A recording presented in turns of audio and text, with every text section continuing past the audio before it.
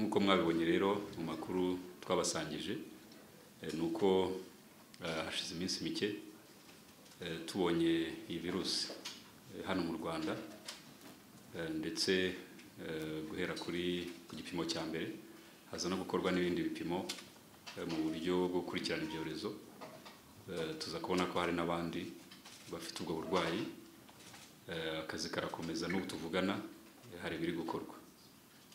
Iyi virusi ya Marburg ni virusi isanzwe izwi kuko imaze igihe kinini yagiye igaragara mu bihugu bitandukanye. Hamaze kuba ibyorezo bishingiyeho birenga 13 ariko n'ubwa mbere yarigeze hano mu gihugu cyacu uko nabivuze.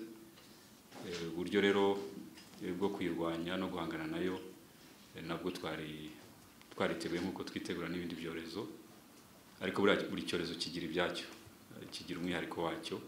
Ni nayo mpamvu dutangira tunagisobanura, hanyuma tukanababwira ibiri gukorwa, tukabaha imibare uko igenda iboneka, ndetse tukazaduhura namwe kenshi kugira ngo ibyo tuzi amakuru dufite namwe mwe muyafite kuri urugamba, namwe mu turimo twese.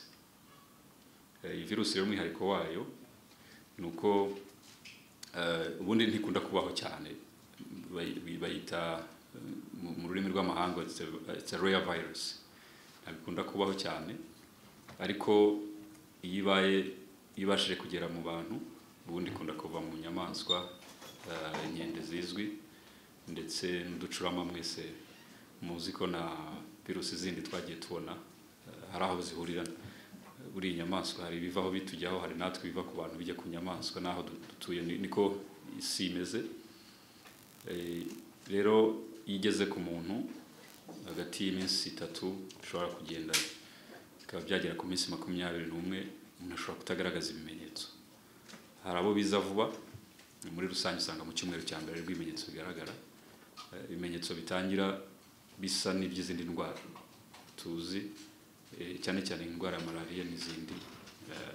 Biza ari umuriro mwinshi ndetse usa nk'utunguranye, akaza umutwe ukabije cyane, kubabara ingingo, imitsi, imikaya, ndetse bikaba byagera no mu rwungano ngogozi. Umuntu akaba yacibwamo, akaba yaruka. Ubwo icyo ni icyiciro cya mbere. Uko iminsi igenda niko ibimenyetso bigenda bihinduka bitewe n'uko umubiri ugenda wangirika. Nayo mpamvu kuyirwanya rero bisaba kuyibona vuba, ukayivura vuba. Uyu munsi rero tuvugana hari abayigaragaweho nko nabivuze, imibare ejo twarayiberetse. Uyu munsi hari ibindi bipimo biri gukorwa ku bantu benshi bagiye bahura n'abarwaye, ariko imibare twabahaye ejo ntabwo irahinduka. Nayo ku batayibonye ndumva twanayisubiramo yuko hari abarwayi twagize ibyago dupfusha abarwayi 6, ndetse hari n'abandi 20 bagaragaweho n'ubwo burwayi. Dufite rero abahuye nabo benshi, byo bita contacts. Nabo buri munsi mu baruriyongera, tugenda duhamagarana cyangwa se dushakisha. Zo za contacts bamaze kuba benshi, hafi 300, ndetse bishobora no kwiyongera, ariko bigenda bitandukana. Hari uwo bahuye nk'uko duhuye, ushobora kuba mwarahuye mukanaramukanya cyangwa se munabana mu nzu, cyangwa yari umurwaza cyangwa yari umurwayi, biratandukana. Iyo mibare mbahaye ni muri rusange, ibyo birahinduka iyo dukurikirana icyorezo. Rero icyo ni ingenzi. Ikindi twababwira ni ibiri gukorwa.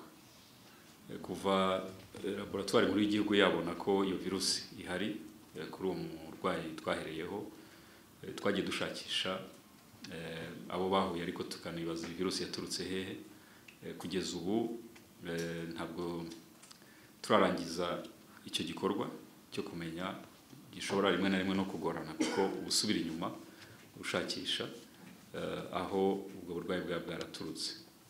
Ariko icyo nta nubwo ari nacyo cyihutirwa cyane. Icyihutirwa ni ukumenya aho uburwayi buri, aho bugeze, tukabuhagarika, ndetse abarwayi tukabavura mu buryo bwose bushoboka, byaba ibyo dufite aha mu gihugu n'ibyo tudafite byose tukabibaha kugira ngo hatagira wongera gutakaza ubuzima.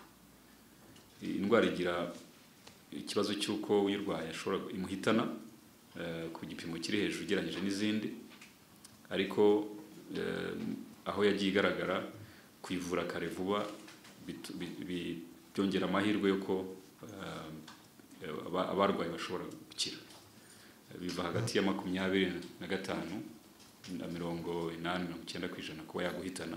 Urumva ko ari n'intera ndende bishoboka ko imuvuye kuvura cyane hakiri kare dushobora kurengera ubuzima bwabo benshi barwaye. Kuba atararwara rero birashoboka ko haba hari uwahuye n'uburwayi muri abo n'abandi tutaramenya. Niyo mpamvu tubwira abatwumva gukurikiza aya mabwiriza. Ubonye umuntu ufite bya bimenyetso, umuriro mwinshi, kubabara umutwe bikabije, kubabara mu mikaya, mu mitsi, mu ngingo, ndetse no gucibwamo, ushobora no kwibuka ko hari uwo mwahuye ufite n'ibyo bimenyetso, nabyo byongera kuba wakeka ko iyi ndwara wayanduye, ukaba wakwihutira guhamagara wa murongo 114 cyangwa se ukitabaza ubuvuzi mu buryo twashyizeho bwizewe bwatuma umuntu tumubona hakiri kare, kuko iyi ndwara ushobora kwitiranya n'izindi nyinshi. Ikindi tusaba ni uko abaturage bagira umutuzo bagakomeza imirimo yabo bakoraga, kuko indwara itandukanye n'izindi twahanganye nka COVID-19 ntabwo ari indwara yandurira mu mwuka nk'uko iyo twahanganaga nayo yari imeze. Ni indwara yandura iyo ukoze ku matembabuzi cyangwa se amaraso iyo uyirwaye ufite ibimenyetso, cyangwa se ugakora ku myambaro n'ibindi bikoresho byagiyeho iyo virusi. Binasobanura impamvu ari ngombwa kwirinda gukoranaho, cyane cyane iyo ibyo bimenyetso bihari kuyifite cyangwa kuwo akoraho. Ibyo bijyana n'isuku ni nabyo twakomeje kwibukiranya, ari nabyo namwe twabasaba yuko mwadufasha gukomeza gutambutsa. Kenshi iyo habaye icyorezo abakwize ibihuha nabo baba benshi, twagira ngo mwebwe muze kutubera abafatanyabikorwa beza bo guhangana n'ibyo bihuha. Rimwe na rimwe usanga bigamije kurangaza cyangwa se no kuba byanatera n'ibibazo ku cyorezo, gukura abantu umutima bitari ngombwa.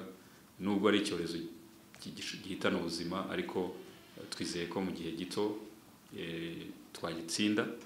Baravuga ngo ibuye ryagaragaye ntiriba rikisha isuka.